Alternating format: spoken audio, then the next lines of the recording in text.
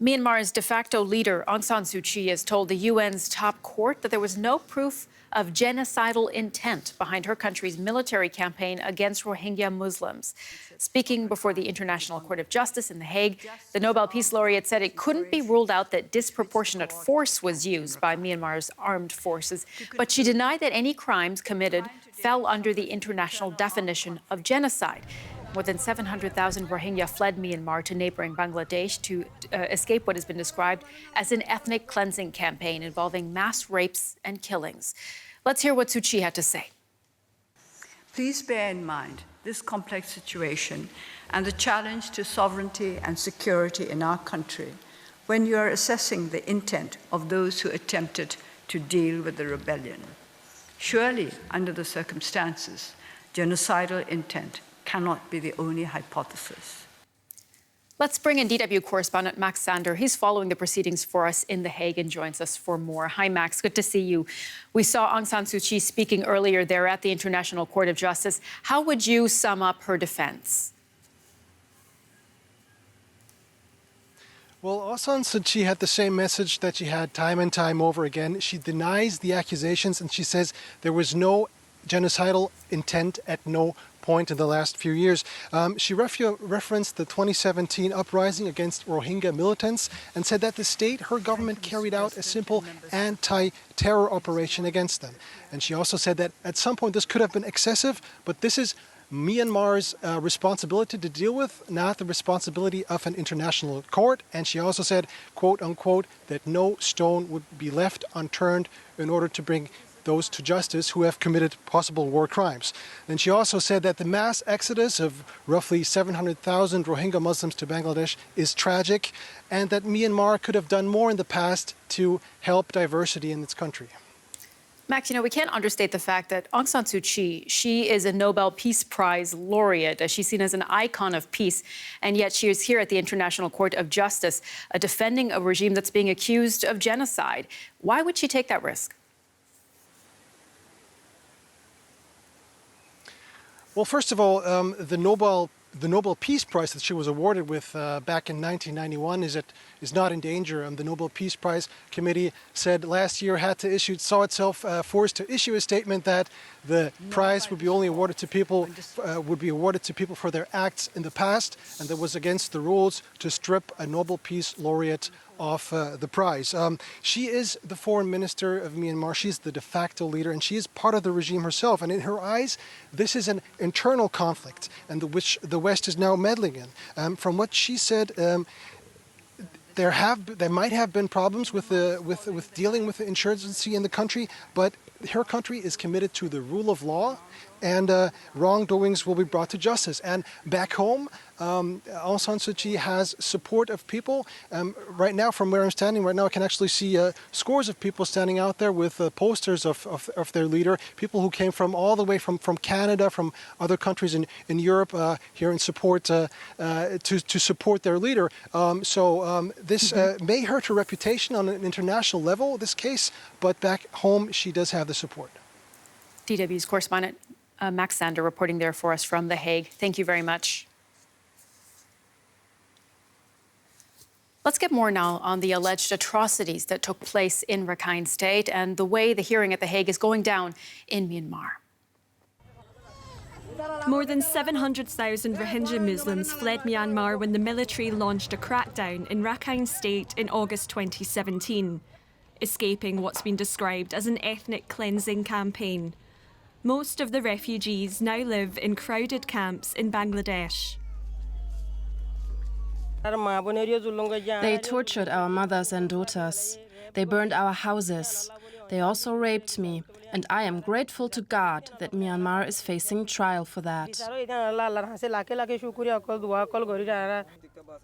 Although United Nations investigators called for genocide trials after finding, quote, the gravest crimes under international law, no court has examined the evidence until now.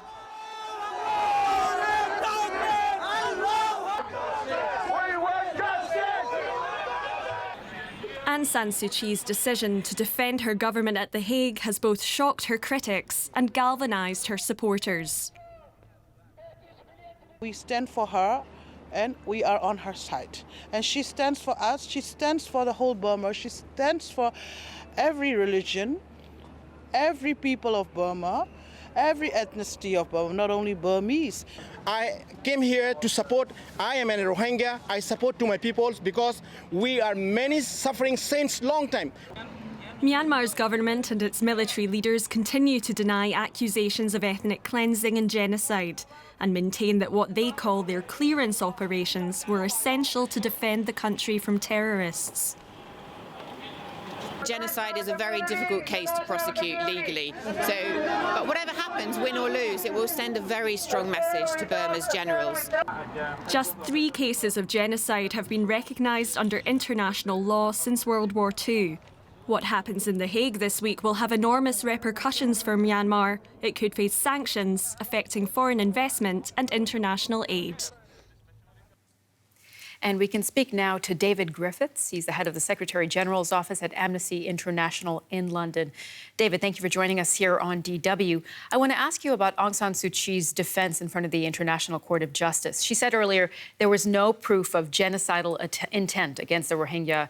What do you make of that?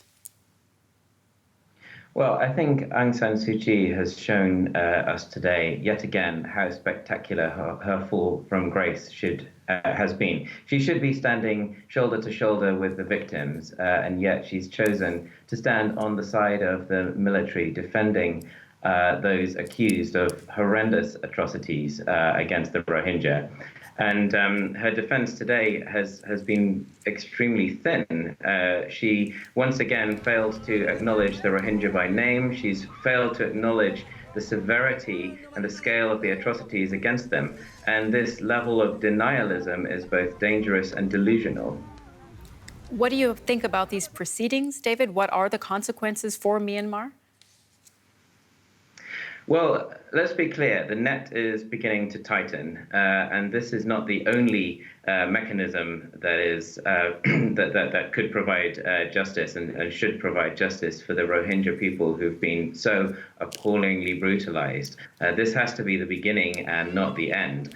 And really, you know, this case itself could bring about some important measures to protect the 600,000 Rohingya who are still at risk of atrocities from the Myanmar military in Rakhine State today, living in an apartheid regime. That's the first and immediate consequence potentially of this case.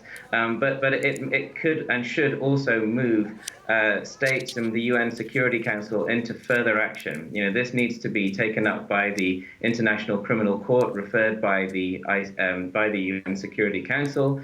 States need to impose universal arms embargo, targeted sanctions against those in the military who are responsible for these atrocities. That net is undoubtedly beginning to tighten, and this case is a really important part of that. You mentioned what's at stake for the Rohingya here, David. They have said that they are seeking justice, but what kind of actual justice could they get from this case? Well, as I said, this is one stage, and there need to be multiple different avenues. No stone should be left unturned by the international community in seeking justice, and that's both for the Rohingya who've been directly targeted and those who are at risk of further atrocities in Rakhine State. So, you know, this needs to be a pinprick to the conscience of the world to pursue every possible avenue to bring those responsible to justice. David Griffiths, head of the Secretary General's office at Amnesty International in London, joining us there. Thank you very much. Thank you.